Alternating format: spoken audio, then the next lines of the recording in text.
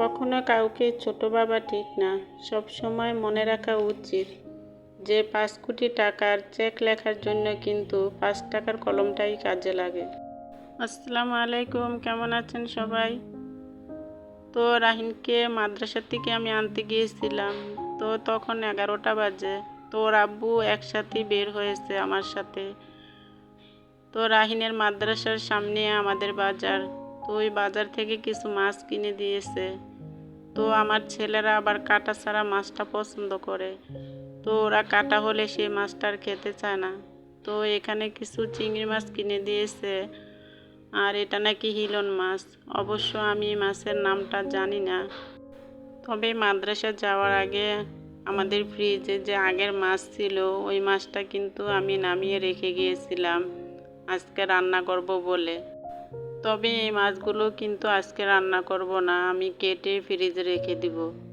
তবে আগের মাছটাই রান্না করব, কারণ নামিয়ে ফেলেছি, ভাবতেছি যে ওটাই রান্না করে নিয়ে এগুলা ফ্রিজে রেখে দিব।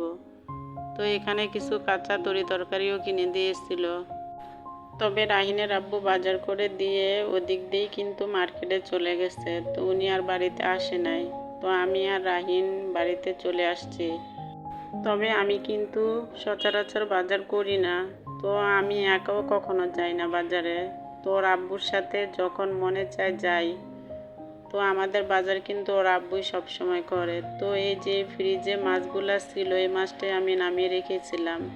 তো এই মাছটাই আজকে রান্না করব, এই যে দুন্দুল দিয়ে। আমার ভিডিওটি যদি কারো কোনো অংশ ভালো লেগে থাকে তাহলে প্লিজ আমার চ্যানেলের পাশে থেকে যাবেন। আর যদি ভুল ত্রুটি হয়ে থাকে তাহলে আমাকে ক্ষমার দৃষ্টিতে দেখবেন। তো আমার চ্যানেলটি কিন্তু একদম নতুন, হয়তো আমি অনেক ভুল করতে পারি। তো ভুল করেই কিন্তু মানুষ শিখে, ভুল না করলে কিন্তু মানুষ কোনো কিছু শিখতে পারে না। তো রাহিনের আব্বু যখন বাজার করে দিয়েছিল তখন কিছু সিঙ্গারাও কিনে দিয়েছে। তো এখন ভাবতেছি যে না, আগে সিঙ্গারা খেয়ে তারপরে বাকি কাজগুলো করব। আমরা মেয়েরা সারাদিন কিন্তু আমাদের কাজ থাকে, সেই জন্য কাজের ফাঁকে ফাঁকে কিন্তু একটু খাওয়া দরকার। তো না খেলে কিন্তু শরীরে শক্তি পাওয়া যায় না। আগে কিন্তু আমি সব কাজ করে তারপরে খাওয়া দাওয়া করতাম, এখন দেখি না, সারাদিনও কাজ শেষ হয় না। সেই জন্য একটু কাজের ফাঁকে ফাঁকে আবার খেয়ে নেই। তো গতকালকে আমি একটু বাইরে গেছিলাম। তো বাইরে বলতে কি, আমার এক কাকি চাদরিনী বিক্রি করে। তো আমি ওনাদের বাড়িতে গিয়েছিলাম। তো এই বেডশিটটা দেখে পছন্দ হয়েছে। তো বাড়িতে আনার পর আমার বড় ছেলে বলতেছে, আম্মু তুমি না এরকম একটা চাদর কিনছো? তো ভাবতাছি আসলে কি একই কালার না ভিন্ন। তো আমি বের করলাম। তো বের করার পর ভাবছি যে আপনাদের সাথে শেয়ার করি এই চাদরটা। তো এরকমই কালার সেম আরেকটা চাদর আমার আছে। তবে ওই চাদরটাও বেশি দিন হয় নাই, নতুন একবারে, শুধু একবার বিছিয়েছিলাম খাটে, তো আর বিছানো হয় নাই। তবে এই যে এই চাদরটা আগে কিনেছিলাম, তো নতুন চাদর আর এটা প্রায় সেম হয়ে গেছে। তো দুটা চাদরই কালার এক হয়ে গেছে। তো বাড়িতে নিয়ে আসার পর দেখছি, তো আমার আগে খেয়াল ছিল না যে আমার ঘরে এরকম কালারের একটা চাদর আছে। তো অবশ্য মাঝখানে যে প্রিন্টটা, এটা সম্পূর্ণ আলাদা। তবে এই চাদরগুলো আজকে বিছানায় বিছাবো না, তো আরেকদিন বিছাবো। তো আমার নতুন চাদর দেখলে বিছাতে মন চায়। তো আজকে অনেক কাজ আছে, তো যেদিন বিছাবো তা আপনাদের সাথে শেয়ার করব। তো আলমারিতে চাদরগুলো রেখে আমি রান্নাঘরে চলে আসলাম রান্নার জন্য। তো এই মাছগুলোই ফ্রিজ থেকে নামিয়ে রেখেছিলাম। তো এগুলো হচ্ছে জাটকা ইলিশ মাছ। তো এই মাছগুলো দুন্দুল দিয়ে আজকে রান্না করব। তো মাছ ভাজতে দিয়ে আমি চলে আসলাম ফিল্টারে পানি দেওয়ার জন্য। তো ফিল্টারে একদম পানি নেই। তো ভাবছি ফিল্টারে আগে পানিটা ঢেলে দিই। তো আমি আগে পানি ফুটাতাম, তো এখন আর পানি ফুটিয়ে খাই না, কারণ আমাদের সাবমার্সিবলের মোটর এখন। তো আগে ওয়াশারের লাইনের পানি ছিল, তো সেই জন্য পানিটা ফুটিয়ে খেয়েছিলাম। তো আমাদের লাইনের গ্যাসে একদম গ্যাস থাকে না, যা ফুটানো সম্ভব না। তো আমি এখন ডাইরেক্টই ঢেলে দিই। তো ফিল্টারে পানি ঢালার পর কিন্তু এদিকে এসে দেখি আমার মাছ ভাজা হয়ে গেছে। তো মাছটা নামিয়ে আমি এখন তরকারিটা চুলাতে বসিয়ে দিলাম। তো আজকে কিন্তু আমার কাজ নিয়ে পুরো এলোমেলো লেগে গেছে। তো আমার দুটো কাজে একসাথে করতে হচ্ছে, এদিকে রান্নাও করতে হচ্ছে, আবার ওদিকে ঘর গুছাতে হচ্ছে। সেজন্য কিন্তু আমি ঘরের কাজগুলো আগে সেরে তারপর রান্না করি। তো আগে যদি ঘরের কাজ সেরে নেই তাহলে কিন্তু রান্নাটা অনেক সহজ হয়ে যায়।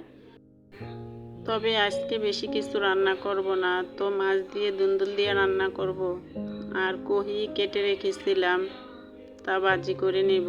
তো ওদিকে রান্নাটা বসিয়ে দিয়ে আমি তো এখন ডাইনিং টেবিলটাকে গুছিয়ে নিব। তো সকালে নাস্তা করেছিলাম যে তখন কিন্তু আর ডাইনিং টেবিলটাকে গুছানো হয় নাই। তো আমি প্রতিদিন কিন্তু নাস্তার পরে ডাইনিং টেবিলটাকে গুছিয়ে নিই। তো আজকে বের হয়েছিলাম সেজন্য আর গোছাতে সুযোগ পাইনি। তো এদিকে রান্না বসিয়ে দিয়ে বাকি কাজগুলো কিন্তু আমি সেরে নিতেছি।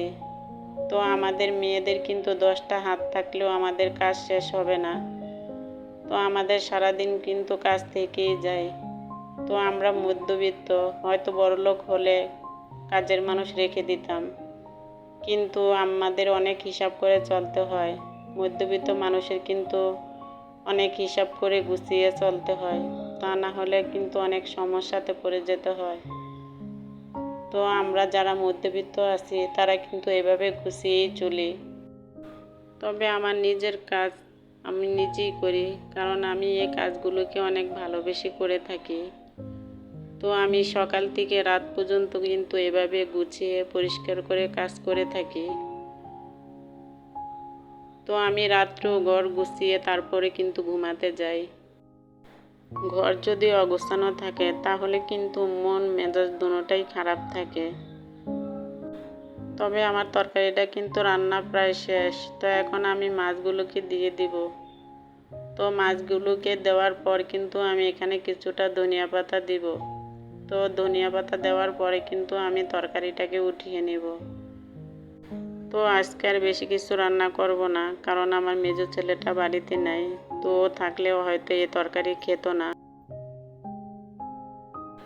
তো আমি এদিকে কিন্তু রান্নাও করেছি, আবার থালা বাসনও ধুয়ে নিয়েছিলাম। তো সকালে যে নাস্তা করেছিলাম, তো চা খেয়েছিলাম, ওগুলা কিন্তু এভাবেই ছিল। তো আমি এদিকে রান্না করেছি আর এগুলা কিন্তু ধুয়ে নিয়েছিলাম। তো এই চায়ের কেটলিটা কাচের, ভাবতেছি এটাও ডাইনিং টেবিলে নিয়ে রাখি, কারণ পাকের রুমটা যখন মুছবো হয়তো ভেঙে যেতে পারে। তবে কথা বলতে বলতে কিন্তু আমার প্রায় কাজ শেষ হয়ে গেছে। তো এদিকে আমার রান্নাটাও শেষ হয়ে গেল। তো আমার রান্নাটা শেষ। তো এখন আমি তরকারিটা কিন্তু আরেকটা বাটিতে বেড়ে নেব। তো আমি কিন্তু এভাবেই তরকারি আরেকটা বাটিতে বেড়ে নিই, কারণ কড়াইতে আমি কোনো তরকারি রাখি না। তো রাহিনের আব্বু যাওয়ার আগে কিন্তু কিছু কাপড় ধুয়ে গেছিল। তো ওই কাপড়টা কিন্তু রোদ্রে দেওয়া হয় নাই বারান্দাতে। তো আমার কাজ শেষ। তো এখন ভাবছি যে কাপড়গুলো একটু নেড়ে দিই, বাতাসে শুকিয়ে যাবে। তো এইভাবে কিন্তু আমার প্রতিদিনই কাপড় ধুতে হয়, একদিনও মিস হয় না। তবে মাঝে মাঝে রাহিনের আব্বুকে বললে তো কাপড়গুলো ধুয়ে দেয়। তো আপনারা যে যেখানে থাকুন অনেক বেশি ভালো থাকুন, সুস্থ থাকুন। আল্লাহ হাফেজ। এখানেই